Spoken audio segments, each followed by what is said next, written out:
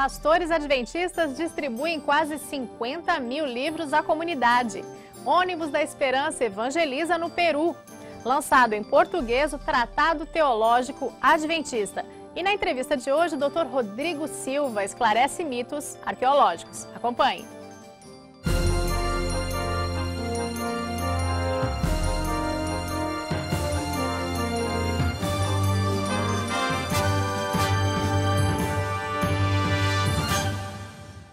O concílio ministerial, que reuniu mais de 4 mil pastores adventistas que atuam em 8 países da América do Sul, chegou ao fim na semana passada.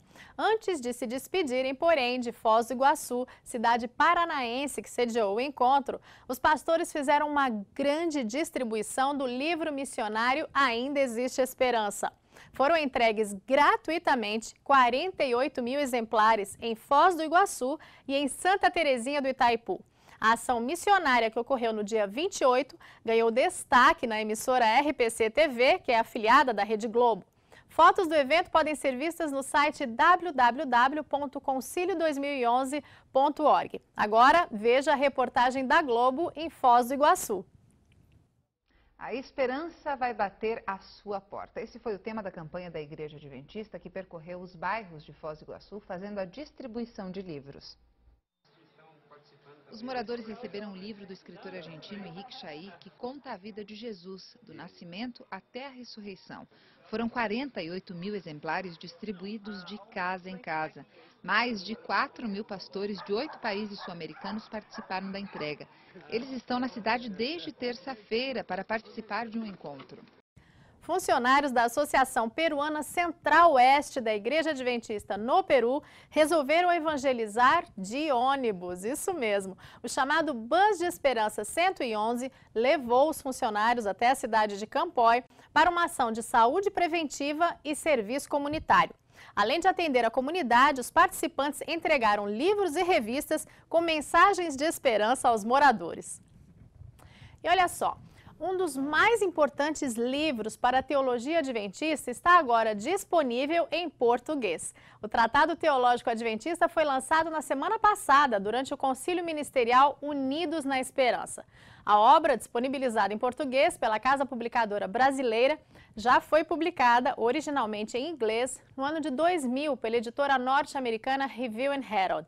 O livro reúne contribuições de 27 teólogos adventistas.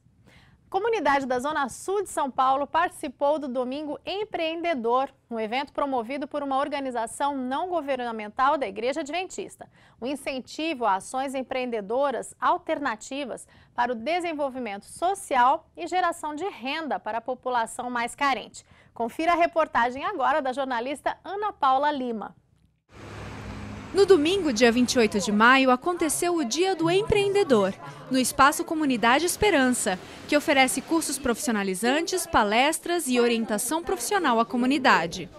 O Espaço Comunidade Esperança atende cerca de 500 alunos por mês na Zona Sul de São Paulo. Além de ser uma oportunidade de divulgar e fazer bons negócios, o Dia do Empreendedor revela que este espaço tem feito a diferença na vida de milhares de pessoas nessa região. O empreendedorismo hoje é um dos principais fatores do desenvolvimento, então por isso o ECOI apoia e leva essa bandeira como algo para a comunidade, para os seus alunos, para crescimento e desenvolvimento no geral.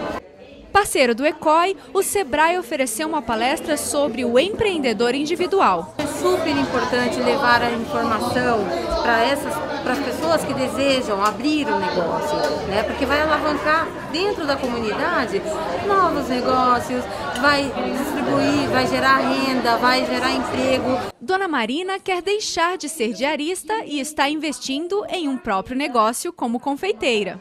Por enquanto, as vendas de doces são um complemento de renda. Estou esperando arrumar meu pontinho, que eu já tenho ponto, falta arrumar as coisas direitinho, né? Eu aprendi aqui no Incó, fazer ovo de Páscoa, trufas, pão de mel. Graças a Deus, eu vendo muito bem. Alunos do Colégio Adventista do Partenon, em Porto Alegre, no Rio Grande do Sul, escreveram cartas para familiares fumantes pedindo que abandonem o vício. O assunto foi destaque em grandes jornais do Rio Grande do Sul, como o Zero Hora. Veja o vídeo com depoimento de uma das alunas. E me diz uma coisa, o que tu tá perguntando para ela, o que tu tá pedindo para ela na cartinha? Para ela parar de fumar. Por quê? Porque vai fazer muito mal para ela e a vida dela pode não ser muito longa assim, mas eu quero que ela viva bastante. E tu acha que ela vai gostar da cartinha? Vai. Será que ela vai parar de fumar? Sim, eu acho que sim. Querida vovó, eu queria que você parasse de fumar. O cigarro faz muito mal à saúde. Eu não quero que uma porcaria venenosa prejudique uma pessoa tão especial como você, vovó. Queria que você viva com saúde e uma longa vida.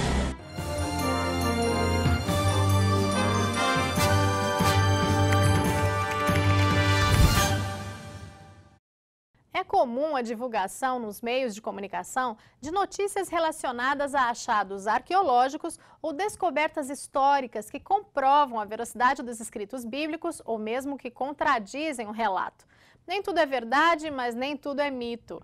Por isso, a SNTV aproveitou o concílio ministerial e conversou com o Dr. Rodrigo Silva, teólogo, filósofo e especialista em arqueologia, professor do Centro Universitário Adventista de São Paulo. Perguntamos a ele a respeito da veracidade dos recentes achados chamados de Código de Chumbo.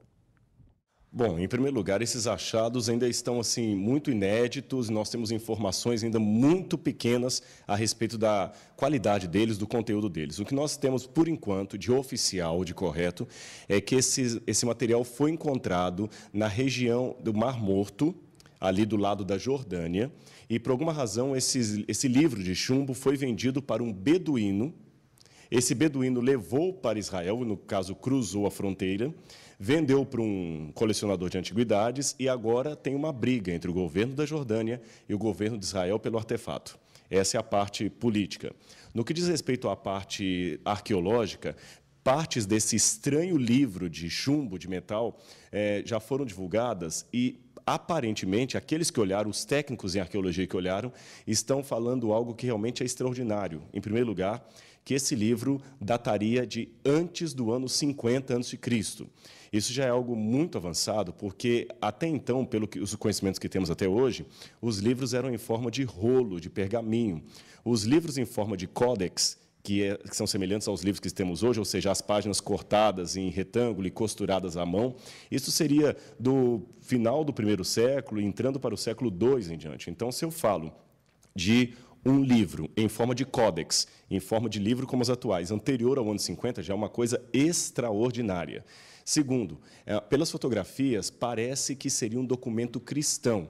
Se isso também se confirmar, nós temos algo extraordinário. O documento cristão mais antigo que nós temos é um fragmento do papiro do Evangelho de João, que é o papiro John's Highlands, que data de aproximadamente 125 a 150 depois de Cristo, porque os originais do Novo Testamento se perderam. Então, seria um documento anterior até à produção de algumas cartas do apóstolo Paulo, talvez anterior até ao próprio Evangelho de João. Mas agora nós estamos esperando como é que vai terminar essa briga política entre Israel e a Jordânia pelo artefato e novas declarações. Algum simpósio vai ter em Jerusalém agora, eu estou indo para Jerusalém no mês de julho, vamos ver se eu consigo alguma novidade sobre isso lá, algum artigo científico. Por enquanto é aguardar, porém, caso se confirmem as expectativas sobre esse documento, como você disse, realmente será o maior achado arqueológico de arqueologia bíblica do século XXI, comparado aos manuscritos do Mar Morto descobertos em 1947. Também questionamos o Dr. Rodrigo sobre as recorrentes notícias a respeito da localização da Arca de Noé. Veja o que ele respondeu. Esta é completamente sensacionalista. E você sabe que, embora existam em todas as profissões pessoas sérias e pessoas não sérias, nós podemos falar da ética no direito, na teologia, na arqueologia, na história, também existe a ética no jornalismo. E, às vezes, é um indício muito pequeno, mas transformam aquilo numa bomba atômica para vender revista ou livros, alguma coisa. E nós temos um bom exemplo aqui nesse famoso achado da Arca de Noé recentemente. Eu tenho em casa colecionado 42 relatos de supostos achados da Arca de Noé. Com esse, então, teria o 43º. E, novamente, esse achado é falso. A novidade dele em relação aos outros anteriores é que, no começo, ele envolveu o nome de um arqueólogo sério, o Dr. Randall Price, que é arqueólogo, reside nos Estados Unidos, tem livros publicados na área de arqueologia, estudou em Israel, na Universidade Hebraica. E, a princípio, por alguma razão, o próprio Randall Price ficou surpreso com o achado e deu uma certa credibilidade. Eu troquei alguns e-mails com o Dr. Price e ele mandou, não só para mim, mas para outras pessoas também, um esclarecimento. A princípio, supondo que aquelas pessoas, alguns dizem que são chineses, outros falam que são coreanos, que teriam realmente achado a arca, ele chegou até a se interessar de fazer uma expedição com eles, porque eles diziam ter provas absolutas, mandaram fotografias. E o Dr. Randall Price chegou até a reunir alguns amigos que, confiados na credibilidade dele, chegaram a investir dinheiro nessa suposta achado, na expedição pressuposto achado. Até que, finalmente, descobriram que tudo não se tratava de um embuste, de uma fraude. O próprio Dr. Price começou a perceber que, quando ele pedia novas evidências, ele recebia evasivas como resposta, até que, finalmente, ele chegou à conclusão que pior que poderia chegar. Trata-se de mais uma falsa evidência. Esta edição da SNTV fica por aqui. Outras notícias você acessa em portaladventista.org em português e espanhol. Um abraço, até semana que vem.